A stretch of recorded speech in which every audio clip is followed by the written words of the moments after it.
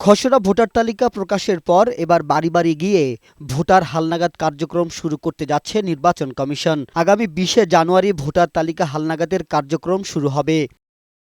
এ উপলক্ষে আগারগাঁও নির্বাচন প্রশিক্ষণ ইনস্টিটিউটে ভোটার হালনাগাদের তথ্য সংগ্রহকারী ও সুপারভাইজারদের প্রশিক্ষণ উদ্বোধনী অনুষ্ঠানে অংশ নেন প্রধান নির্বাচন কমিশনার সহ অন্যান্য কমিশনাররা।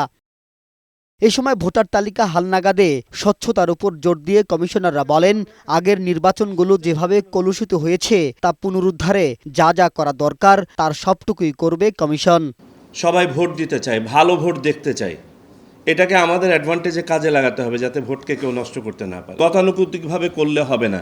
গতানুগতিকভাবে করলে পারে আমাদের যে সীমাবদ্ধতার কথাগুলো আমি শুরুতেই বললাম, পারসেপশনের কথা বললাম, মানুষের ধারণার কথা বললাম, এগুলো থেকে যাবে। ভোটে মানুষের আস্থা ফিরিয়ে আনতে স্বচ্ছতা এবং দায়িত্বের সাথে নির্বাচন সংশ্লিষ্ট কর্মকর্তাদের কাজ করার নির্দেশ দেন তারা।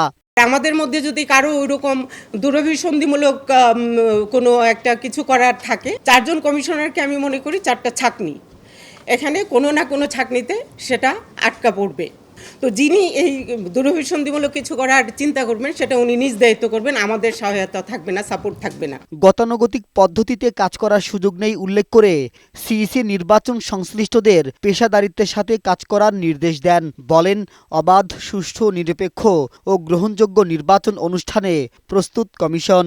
অতীতকে বদলাইয়া উপযুক্ত ভাবে যাতে এটা খাপ খায়, বর্তমান বিদ্যমান চাহিদার সাথে যাতে খাপ খায়, সেভাবে যাতে সব কিছু পুনর্গঠিত হয়, সংস্কার হয়, সেই লক্ষ্যে কিন্তু 15টা নির্বাচন রিফর্মস কমিশন গঠন করা হয়েছে সরকার কর্তৃক।